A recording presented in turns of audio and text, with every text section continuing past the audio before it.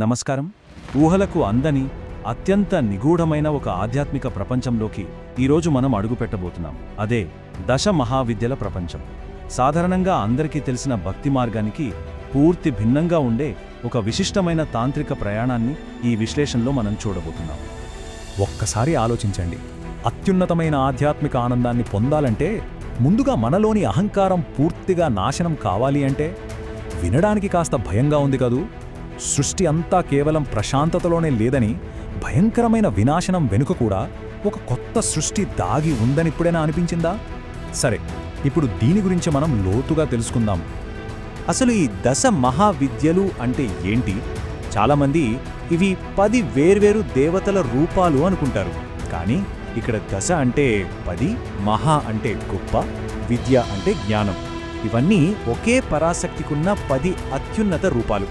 మనిషి తన అజ్ఞానాన్ని పారద్రోలి అంతిమ సత్యం వైపు ప్రయాణించే 10 ఆధ్యాత్మిక మెట్లు అన్నమాట. ఇక్కడొక ఆసక్తికరమైన పోలిక చూడండి. మనందరికీ నవరాత్రుల్లో పూజించే నవదుర్గ రూపాలు బాగా తెలుసు కదా. అది భక్తి మార్గం, పురాణాలకు సంబంధించింది. చాలా సులభంగా అందరికీ అర్థమయ్యేలా ఉంటుంది. కానీ దానికి పూర్తిగా భిన్నమైనది ఈ తాంత్రిక మార్గం. ఇక్కడే మనకు ఈ 10 దేవి రూపాలు కనిపిస్తాయి. ఇవి పైకి చాలా భయంకరంగా ఉంటూనే మనలోని లోపాలను కడిగేసి ఎంతో లోతైన పరివర్తనను తీసుకువస్తాయి. ఇదొక రహస్యమైన జ్ఞాన మార్గం. అయితే అసలు ఈ 10 భయంకరమైన రూపాలు ఎలా ఉద్భవించాయి?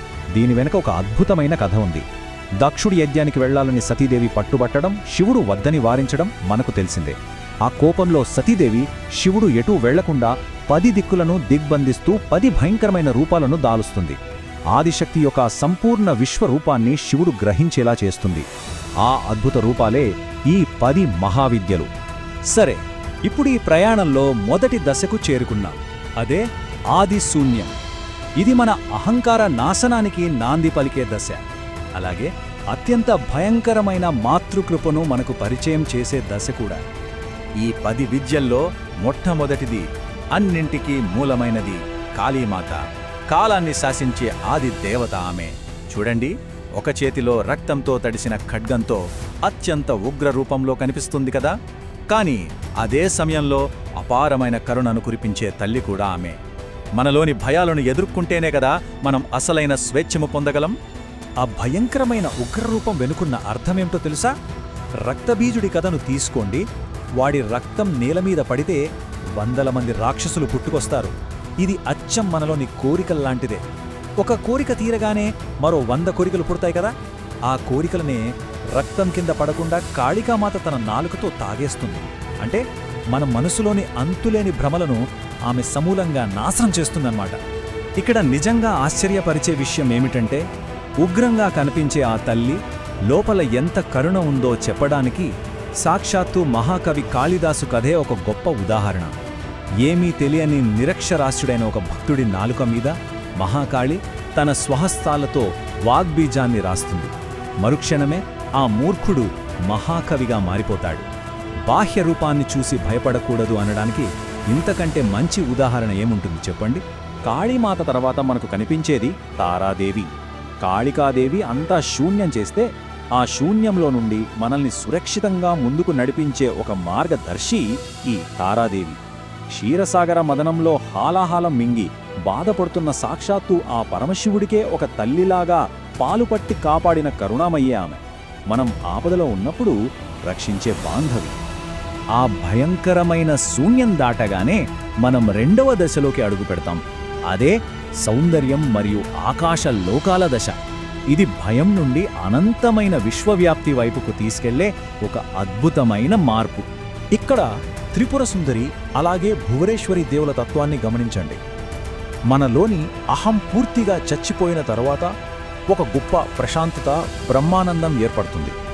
అదే త్రిపుర సుందరి తత్వం. ఇక ఆ తర్వాత అనంతమైన ఈ విశ్వంలో మన స్థానం ఏమిటో పరిచయం చేసేది భువనేశ్వరి మాత. సమస్త సృష్టికి మూలమైన కాలం, ఆకాశం అంతా ఆ విశ్వ సామ్రాజ్ఞిలోనే ఉద్భవిస్తాయి. ఇంత ప్రశాంతమైన ఆనందకరమైన దశ కదా ఇది. అయితే ఈ ప్రశాంతత తర్వాత మళ్లీ ఒక కఠినమైన పరీక్ష మొదలవుతుంది. అదే 3వ దశ, త్యాగాగ్ని. సంపూర్ణ శూన్యతను, కఠినమైన క్రమశిక్షణను అలాగే ఎన్నో వైరుధ్యాలను ఎదుర్కొనే అత్యంత తీవ్రమైన ఆధ్యాత్మిక దశ ఇది. ఇక్కడే అసలైన తాంత్రిక మార్గం ఎంత కఠినంగా ఉంటుందో తెలుస్తుంది. మనలోని మలినాలను కాల్చివేసే తీవ్రమైన ఆధ్యాత్మిక క్రమశిక్షణకు ప్రతీక భైరవీదేవి. ఇక చిన్నమస్తదేవి మన అహంకారాన్ని తక్షణమే ముక్కలు చేస్తుంది. ఆ తర్వాత ధూమావతి, ఈమె సర్వస్వం కోల్పోయిన శూన్యానికి, విరక్తికి ప్రతిరూపం.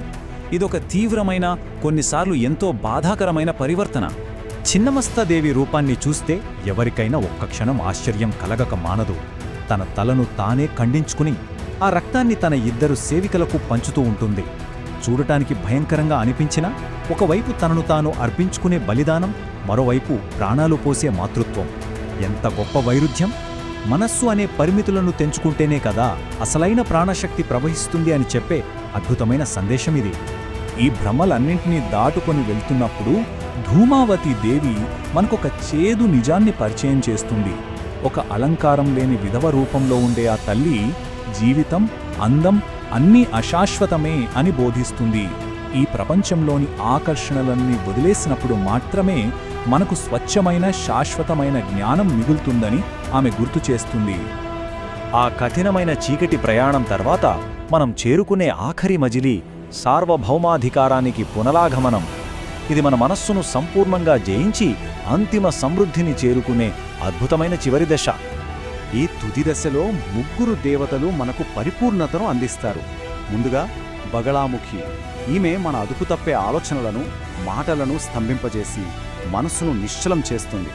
అలా నిశ్చలమైన మనస్సుకి మాతంగిదేవి విశిష్టమైన జ్ఞానాన్ని, వాక్చాతుర్యాన్ని ప్రసాదిస్తుంది.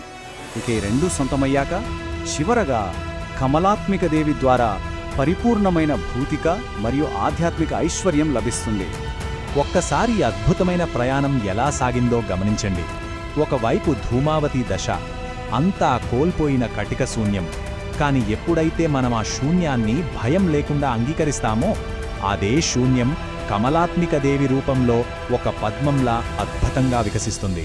అంటే భౌతికమైన భ్రమలు పూర్తిగా వదిలేసిన వారికే కదా అసలైన ఆధ్యాత్మిక సంపద దక్కుతుంది అనడానికి ఇంతకంటే గొప్ప నిదర్శనం ఏముంటుంది? కాబట్టి చివరిగా ఒక విషయం ఆలోచించండి. జీవితంలో వచ్చే కష్టాలు, చీకటి మనల్ని భయపెట్టొచ్చు. కానీ ఆ భయం వెనుకే మన అహంకారం బద్దలైన తర్వాతే ఒక కొత్త సత్యం, ఒక అద్భుతమైన వాస్తవం వికసిస్తుంది కదా. దశ మహావిద్యల ఈ విశ్వ ప్రయాణం నేర్పే అతిపెద్ద పాఠం ఇదే. వినాశనంలో నుంచే అద్భుతమైన సృష్టి పుడుతుంది. ఈ విశ్లేషణ ద్వారా మీకు ఎన్నో అద్భుతమైన విషయాలు స్పష్టమయ్యాయని ఆశిస్తున్నాను.